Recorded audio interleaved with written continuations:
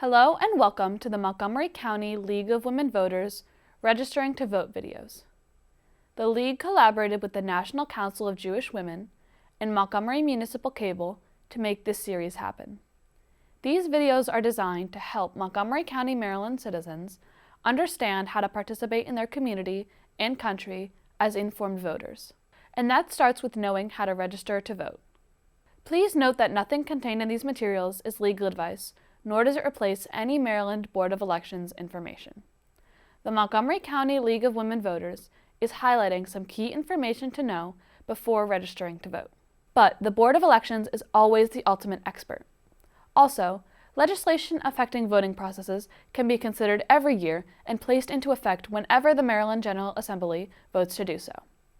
Therefore, it is up to each citizen to ensure they have the most up-to-date and accurate information that may affect their ability to vote.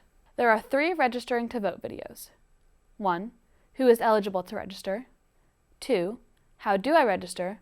And 3. When and where may I register? Now we start the second video. How do I register? In order to vote, you must first complete the Maryland Voter Registration application, which includes providing proof of citizenship and your permanent address. Also, there is a deadline for submitting this application to be able to vote in the next election. You can contact the Board of Elections for current registration deadlines. Note that your official voter registration signature will be the signature on the form of ID you use on your registration application. That means when you are asked to sign your name when voting, that signature can be checked to ensure it's you voting. When checked, it will be compared to the signature on your Maryland-issued ID or on your Social Security card, whichever you use to register to vote. Since our signatures change over time, remember which ID you use on your voter registration application. There are 2 basic options for you to complete the registration application. They are online or by hand. Regardless of which option you use, you will need certain documents to prove who you are, your age, your citizenship, and where you live. Some of the documents that are acceptable are listed here. Okay, so option 1 is for registering entirely online.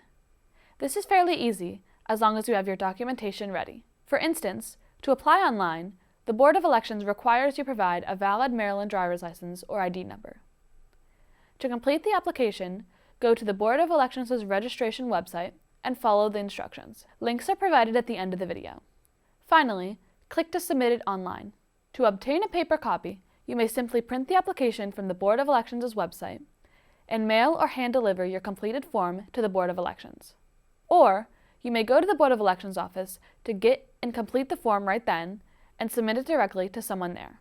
Or, you may go to the Motor Vehicle Administration, the MVA, to complete and submit while there. When going in person, ensure you have all documentation with you. Here's an example of the application with important details we'll review in whole and then a few key parts. First, you'll want to follow the instructions carefully, including the color of pen to use. Then, note that you must provide personal information like your age, citizenship, name, permanent address, and birth date. And there are some options on the form that are optional, so you don't have to complete those. Also, you must provide proof of who you are. Preferably, you will have a Maryland driver's license or Maryland-issued ID card. However, if you do not, then give only the last 4 digits of your Social Security number, as requested in 6B. If you do not have any of these 3 forms of ID, then check 6C on your application. Doing this means that you are stating that you have no Maryland license or ID and no Social Security number, under penalty of perjury and serious consequences. Of course, you must sign and date it. College students often ask which address to use on the application, their permanent home address or their temporary college address. First, the Board of Elections uses the term residential address, which can be your home or your college address. The address you decide to use determines which local elections and candidates are on your ballot. Remember that you cannot use a post office box as your residential address in box number 7, but you can use a P.O. box for your mailing address in box number 8. Since your decision depends on personal circumstances, you may want to check the Board of Elections' website or call them for more detail. This item 9 on the application raises the most questions from the voters who call the League for help. First, selecting a party is optional, so you do not have to select a party if you don't want to. However, not selecting a party means you cannot vote in that party's primary elections, which determine final party candidates. Of course, you can vote in the general elections. You can always update your registration if you change your mind. You'll receive the voter notification card, also called a voter registration card, by mail once you are fully registered. If you don't receive your card within 3 weeks of submitting your application, we suggest checking your registration status at the web address provided in the live links below. Once at that web address, you just enter your name, birth date, and zip code to get your status.